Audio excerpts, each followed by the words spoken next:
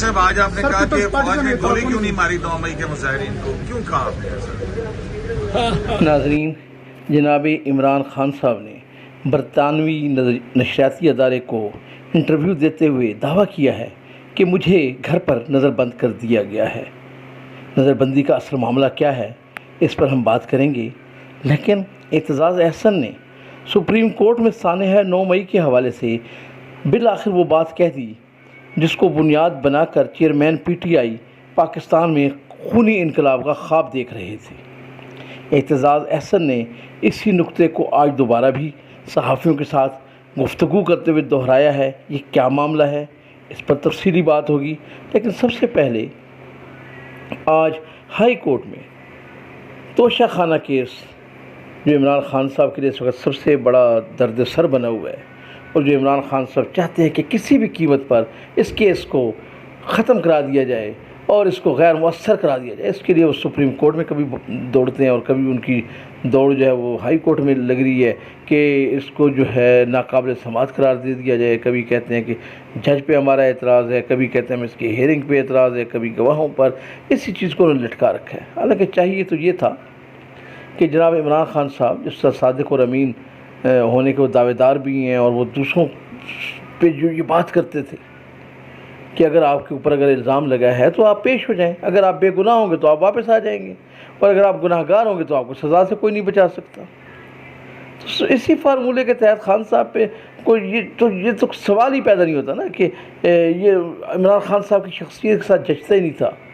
کہ وہ اس معاملے کو اٹھا کے چلے کہ یہ قابل سماعت ہے یا نہیں ہے۔ ان کی ذات پر ایک مسٹر صادق اور امین کی ذات پر ایک الزام آئے تو انہیں سب سے پہلے اپنے آپ کو پیش کرنا چاہیے تھا، لیکن پچھلے 7 ماہ سے جو ہے عمران خان صاحب کی یہی دوڑ لگی ہوئی ہے کہ اس کیس کو ناقابل سماعت قرار دے دیا جائے، میری اس میں جان بخشی کر دی جائے، مجھ سے نہ پوچھا جائے ان تحائف کے بارے میں۔ ہاں، خان صاحب ضرور پوچھ رہے ہیں کہ یوسف رضا گیلانی نے فلاں تحفے کا کیا کیا، آصف زرداری نے کیا کیا، نواز شریف نے کیا کیا، لیکن جب خان صاحب کی بات آئے تو ان سے یہ نہ پوچھا جائے۔ یہ ان کی خواہش ہے، ان کا یہ ایک ڈیمانڈ ہے، ان کی یہ مانگ ہے کہ مجھ سے نہ پوچھا جائے کہ میں جو بھی کروں گا، چونکہ خان صاحب نے جو بھی کرنا ہے ملک اور قوم کے مفاد میں کرنا ہے، لہذا ان سے یہ سوال نہیں بنتا۔ بہرکیف اب تو انہیں جو ہے وہ آج ہائی کورٹ سے بھی جو جواب ملا ہے اس کے بعد ان کی تمام آس اور تمام امیدیں جو ہے وہ ختم ہو گئی ہیں، اور اب انہیں کل جو ہے پیش ہونا پڑے گا اسی جج کے پاس، ہمایوں دلاور کے پاس، جن کے متعلق آج انہوں نے 17 منٹ کا جو ایک وی لاگ بھی کیا، اور ہر روز وہ کرتے ہیں، خیر ہر روز قوم کو بتاتے ہیں، بجائے وہ یہاں بتانے کہ اگر اتنا ہی وقت عدالت میں بتا دیتے کہ میں نے یہ تحائف کہاں پہ کی ہیں تو میرا خیال اتنی بات بننی نہیں تھی جتنا وہ قوم کو روزانہ بتاتے ہیں کہ میرے خلاف یہ ہو رہا ہے، میرے خلاف فلاں انتقامی کارروائی ہو رہی ہے، میرے خلاف فلاں انتقامی کارروائی ہو رہی ہے۔ حالانکہ یہ انتقامی کارروائی نہیں ہے، یہ تو قومی خزانے کے متعلق پوچھ پرتیت تھی، ان کو جواب دینا چاہیے تھا۔ بہرکیف جو میں اصل بات ہے وہ کل سپریم کورٹ میں اعتزاز احسن نے، اب دیکھیں جب اللہ تعالیٰ کسی سے کہلواتے ہیں تو کس طرح کہ وہاں پہ اعتزاز احسن جیسا سینئر وکیل جو کہتا ہے کہ میں پاکستان کا سب سے بڑا وکیل ہوں، اور جو خود کو جمہوریت کا چیمپئن بھی کہتا ہے، اور جو انسانی حقوق کی بھی بات کرتے ہیں، تو وہاں پر وہ دفعتاً ان کے منہ سے نکلتا ہے جج صاحب کے سامنے، چیف جسٹس کے سامنے کھڑے ہو کر کہ فوج نے جب جناح ہاؤس میں فوج یہ گئے بلوائی گئے، یا جب انہوں نے جی ایچ کیو پر حملہ کیا، یا 38 مقامات پر اور مقامات پر گئے، تو وہاں پر فوج نے گولی کیوں نہیں چلائی؟ کیسا عجیب و غریب مطالبہ ہے، کیسا عجیب و غریب سوچ ہے کہ فوج نے گولی کیوں نہیں چلائی؟ فوج کو گولی چلانی چاہیے تھی۔ تو یہ وہ پوائنٹ تھا جس پر جو ہے جناب عطا بندیال صاحب بھی ششدر رہ گئے۔ انہوں نے کہا کہ جناب فوج نے تو ذمہ داری کا مظاہرہ کیا، انہوں نے فوج کو گولی نہیں چلانی چاہیے تھی، اس نے نہیں چلائی۔ اپنے شہریوں پر کون گولی چلاتا ہے؟ تو ناظرین، میں سمجھتا ہوں کہ عمران خان صاحب کے جو پلان کا، جو خونی انقلاب کا جو پلان تھا وہ یہی تھا۔ وہ جو 1 سال سے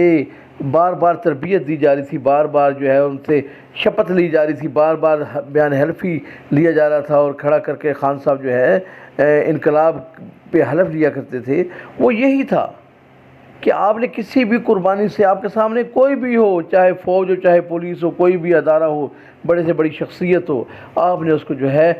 تہس نہس کر کے رکھ دینا ہے۔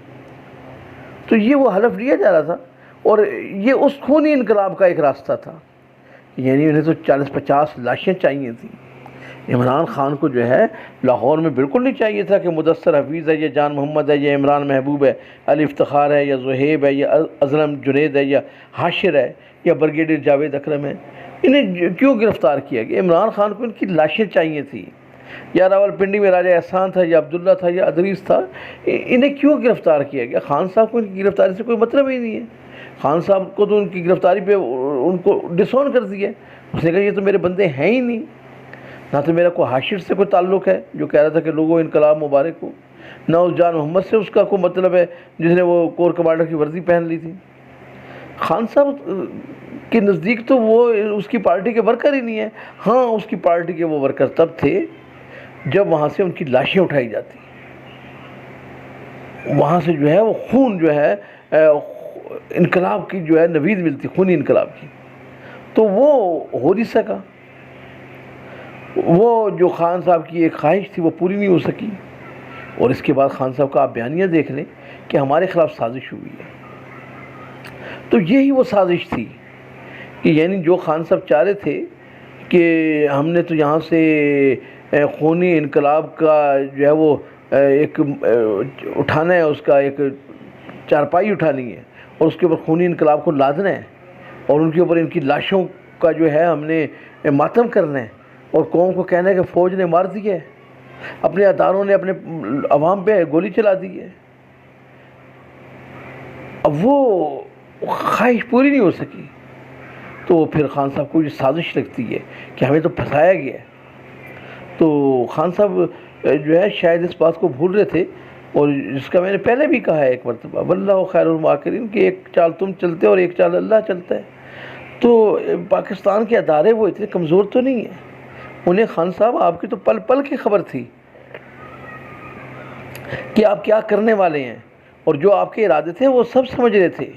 اور جو جس طرح کا خونی انقلاب اب ترتیب دے رہے تھے وہ سب وہاں پہ